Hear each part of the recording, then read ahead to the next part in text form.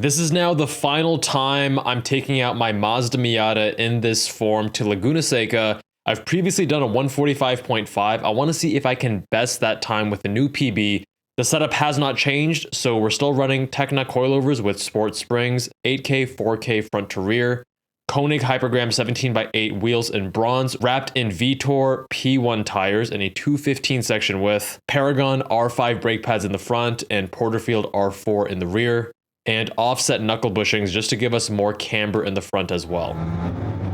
Now, the conditions are not on our side today because when I first set that 145.5 PB at Laguna Seca with my current setup, those Vitour Tempesta P1 tires were pretty fresh. And now they are heat cycled out. They're not as grippy as before. They don't totally fall off a cliff, but they're definitely not as fresh. And it's also several months later. It's much hotter conditions now versus back in December when I first set that PB. But let's see what we can do here. And we're falling behind this, appears to be a Civic Si that is very much a race car. And we're just on the outlap right now. One thing that I recommend when you are on your own outlap is try to hit your line. Even though you're not carrying full speed, you're warming your brain up, you're warming your tires up. This is actually the first session of the first day, so this is early in the morning. You know, get on your line. So the Civic right now, I don't think that's his normal line, or at least I hope not, and also doesn't hit the apex.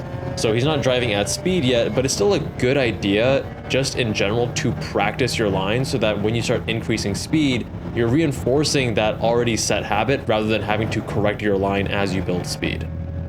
Just one thing that I tend to do whenever I'm coaching any students on track, and it's something that I try to emulate as well. And we're out here with Lightspeed track events. Use code JABAL to save on your next Lightspeed event. And also big shout out to Track Spec Autosports in Fremont, California, who's been doing a lot of the work on my Miata, both the mods and some of the maintenance. There is one thing that's happening in the very near future for my Mazda Miata, and I wonder if you guys can guess. It's addressing the biggest concern I have, which are, of course, the brakes. And on a track like Laguna Seca, which is very brake heavy because you have so many straights and high-speed sections followed by heavy braking, the brakes here very much get overwhelmed. This is actually the first place that I experienced significant brake fade, even though I now have those brake scoops that are 3D printed on my front lower control arms. Still not enough, despite it sending more air to the rotors.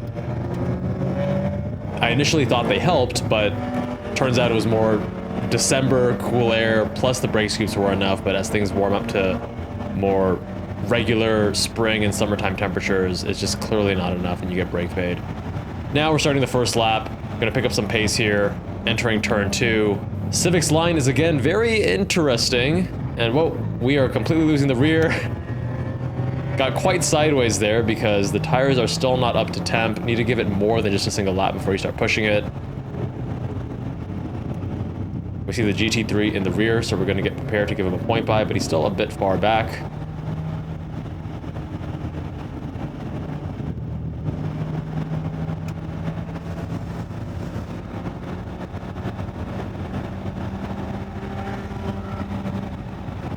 Now, I'm not sure if you've been keeping your eye on that Civic corner after corner, but I think that it's just more an issue of the line he has rather than him driving a poor line when going slow. I think even at speed, the line is not optimal. And one thing that I would suggest is when you go to the track, it helps to ride with others who are more experienced and who are quicker to then show you the line.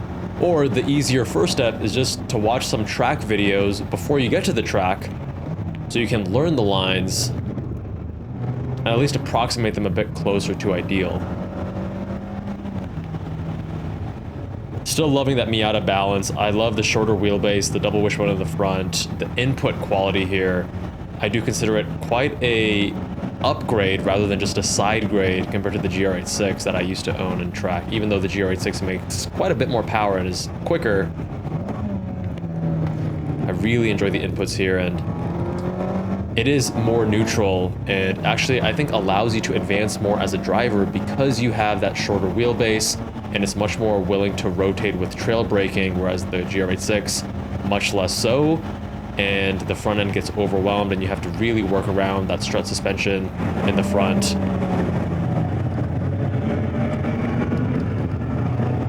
There we go. No excess sideways action. Cleaner line, keeping it tidy. Now down to a 149.5. Still 4 seconds off from my PB, so let's keep chipping away and see what we can do. Seeing a bit of traffic ahead. And again, that Civic with a questionable line.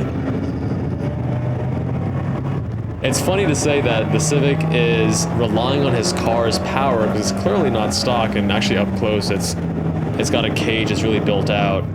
He's relying on the engine to get around rather than mastering the line. Thank you GR86 for the point by. Nice track etiquette. When someone gives you a point by and you are offline, do be mindful that at your next braking zone, you need to adjust your braking so that you don't just fly off the track. I've seen so many times people get a point by, they're off their line, their markers. They're still overly reliant on their brake markers, and then they fly off at the next corner. All right, so we are 5/10 up compared to the prior lap, 7/10 up now. Carrying more speed now as we barely accelerate up to corkscrew. That is admittedly one of the frustrating parts of the Miata, which is that it does feel underpowered. We've got an SS1LE in the rear view.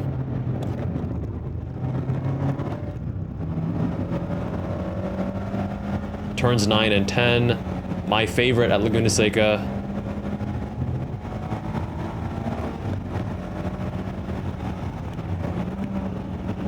Turn 10, nice to get that initial trail brake rotation as you're going downhill, right before that heavy compression.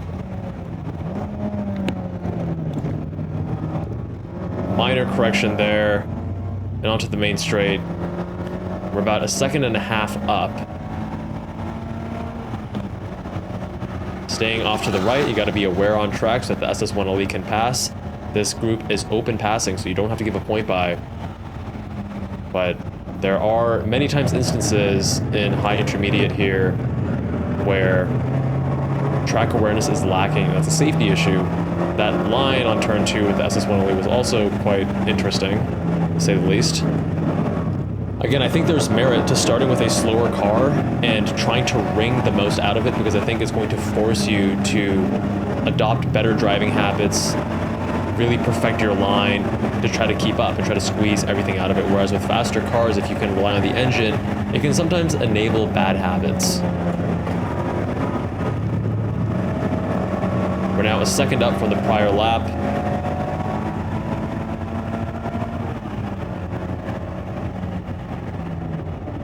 Overslowed there, and now going up to corkscrew, losing a ton of time. And there's a car on the left, looks like a WRX. And I heard later on that the driver had parked it there, and it wasn't even a mechanical emergency. They just wanted to stop there rather than pulling into the pit, so they did have to get a bit of a reprimand. Don't do that. You want to pull into the pits if you need to stop. Our line here is compromised, so we're going to adjust our speed to make sure we don't go flying off at the exit here of turn 9.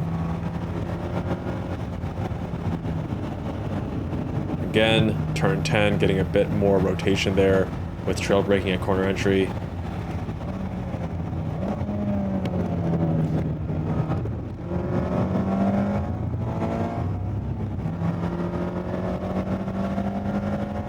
And guys, you know the Miata has been a bit love-hate, and I am so excited for this next phase of the build because the brakes are finally getting fixed. The coilovers are changing, and the wheels and tires are also getting more serious. So stay tuned for that, because the car is going to be completely transformed in terms of its driving dynamics and the way that it handles on track.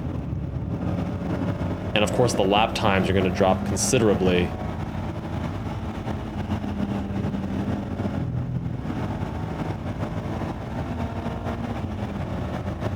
But before that happens, I want to see if I can get sub 145.5 with a new PB on the current setup. We're now 1 second up. Predicted as a 147. That's the upper right-hand corner of the AIM Solo is the predicted time, which right now says 146.8.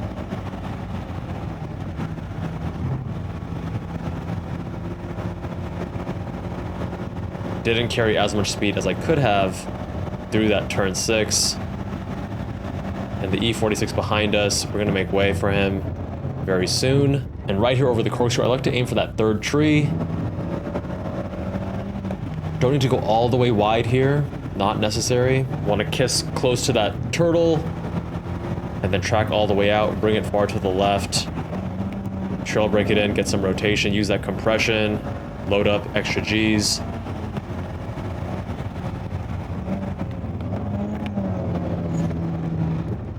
And point by for the E46.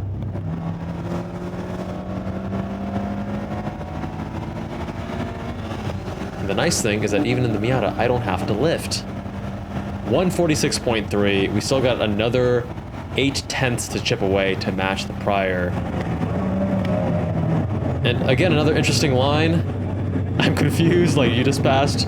Maybe you're letting me pass now. I don't see a point by from you, but it is open passing, so I will proceed ahead.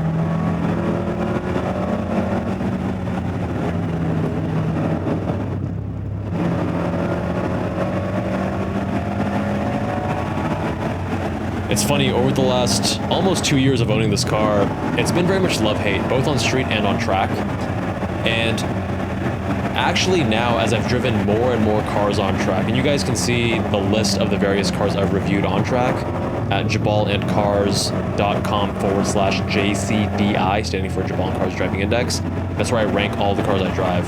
But thanks to you guys, I've now driven maybe around 85 different cars on track now. You guys give me your keys, I review it, and sometimes I'll even do some coaching from the passenger seat, and it's been very fun and very rewarding. But one thing that surprised me is that after reviewing more and more cars, and let's say in the last year I've probably reviewed maybe an additional 20 or 30 cars, so I've essentially gained enough experience now to realize that a lot of the cars I used to idolize on track are not actually the cars that I think are best for me and my driving style and my preferences and how I want to grow and evolve as a driver.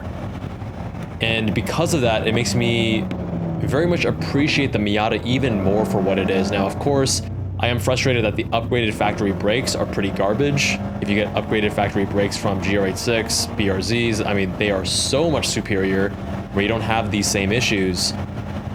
And again, the suspension from factory I think is silly and just so soft beyond the point of being enjoyable. But again, if you are willing to modify the car, and you have to do that with the Miata much more so than the GR86 and the BRZ or SS1LE, etc., then I think you have such incredible fundamentals here. Great input. Ooh, like that little bit of correction at the exit of turn 3 there.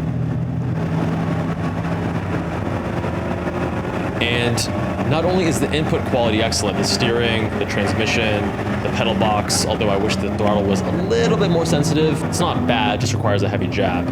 But, you know, the chassis has really good fundamentals, good balance, and it allows you to grow and evolve as a driver, much more so than I'd argue some other cars.